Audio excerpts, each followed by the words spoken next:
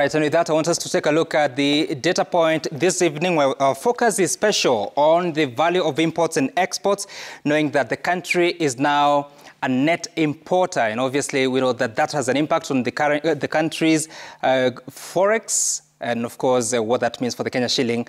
And I want us to begin by taking a look at these are figures according to the Kenya National Bureau of Statistics, the Economic Survey of 2023, that tells us that in 2022, the full year, there were imports worth 2.49 trillion shillings. So if you like 2.5 trillion shillings, we'll be looking at some of the key commodities that were imported.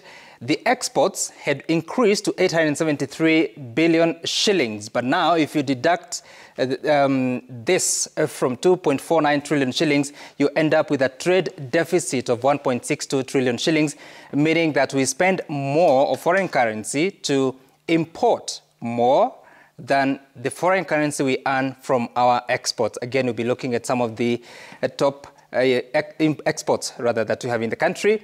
So what that means is that the export to import cover ratio, that's the same thing that I'm explaining, that the amount of the value of our exports versus the value of our imports only covers 35% of that, and therefore our balance of payment, meaning based on the various currencies that we use, we're at a deficit of 679 billion shillings, and therefore Kenya is a net importer. Let's take a look at some more figures here. These are the key imports in terms of tons. For instance, we import wheat, which is unmailed. We imported up to 1.6 million metric tons.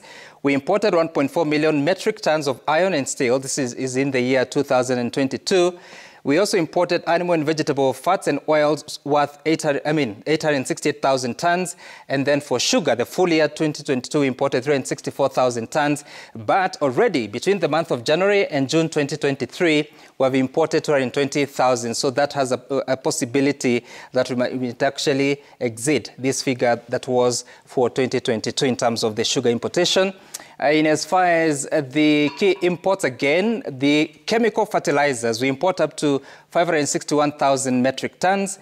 Maize up to 793 metric tons. You can convert that to become kilograms and see what the figure is. For rice, we imported 678,000 metric tons of rice, and wheat flour, which is the final product, was about 688 tons in that year of 2022. These are the key exports. For instance, we export horticulture products of up to 603,000 tons, tea, 551,000 tons. For the salt that we produce in the country, we sell up to 329,000 tons, titanium ores up to 424,000 tons, and cement 326,000 tons. We'll be looking at the value in terms of Kenya shillings, but these are the values of the key exports. For instance, the tea, we sold up to 163 billion shillings in the year 2022. Horticulture was up to 152 billion shillings. For apparel and clothing accessories, it was 47.3 billion shillings. For coffee, which is unroasted, it was 37 billion shillings of what we earned from the exports in the year 2022. For others, titanium ores fetched the country 29.4 billion shillings. Iron and steel exports, 27.5 billion shillings.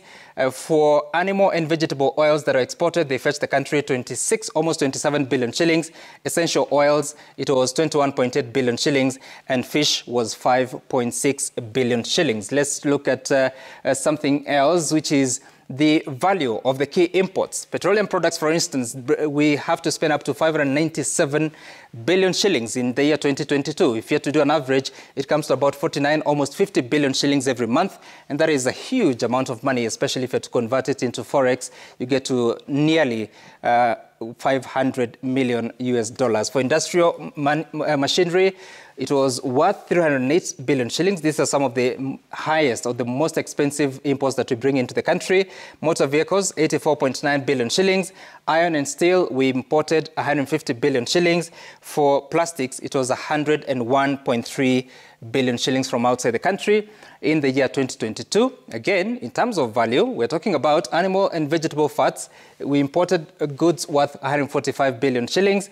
Medicine and pharmaceuticals, 92.8 billion shillings. For wheat, which is unmailed, the value was 78 billion shillings. And usually we import because of shortage in the country or insufficiency to supply the entire demand. Then rice was worth 34 billion shillings and maize was about 24.7 billion shillings in the year 2022.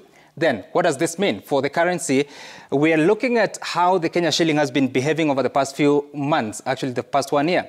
If you had to look at 14th September, which is the day after President William Ruto was sworn in, the Kenya shilling was, or rather the US dollar was going for 120 shillings that time. At the moment, according to the CBK rate, it's about 144 shillings. For the euro, it was 140 shillings on the 14th of September 2022. It is now 184 shillings. And for the sterling pound, it was 121 shillings. Now it is 157 shillings. Actually, this should be the sterling pound. This should be 140 to 184. The euro should be these figures of 121 to 157. But regionally, this is what is happening. For instance, the Kenya-Uganda shilling, it was going for 31 Ugandan shillings or making 1 shilling in September 2022. Now you need just about 25.7 Uganda shillings to make 1 shilling. For the Tanzanian shilling, you needed 19 Tanzanian shillings to make 1 Kenya shilling in September 2022. You now need fewer at 17.2 Tanzanian shillings. For the Rwandese franc, you needed 8.6 in September last year. You now need 8.2. So clearly you can see what is happening to the Kenya shilling against major global currencies, but also in the region. But that also has an impact. In the Kenya, the National Treasury has given this explanation that when you look at the external debt of how it has been behaving, it could be something to do with the question of the currency. For instance, the public debt, external public debt was 4.3 trillion shillings in September. In April this year, it was 5.1 trillion shillings. The proportion has changed from 49.8% of the entire debt was external. Now 52% of the total debt is external. And we also know that 67% of external debt is dollar denominated, meaning every time the dollar becomes more expensive for the Kenya shilling, then the debt effectively becomes more than we know it. 20.6% of the external debt is euro denominated. And I want us to listen to a voice of the Central Bank of Kenya governor, that is Dr. Kamau Thuge, who spoke about what is happening to the Kenya shilling, specifically on the question of what happens between the currency changes. And of course, we'll be listening to that voice later on, but that is Data Point this evening. We take a short break here. We come back with more on Tonight, including this.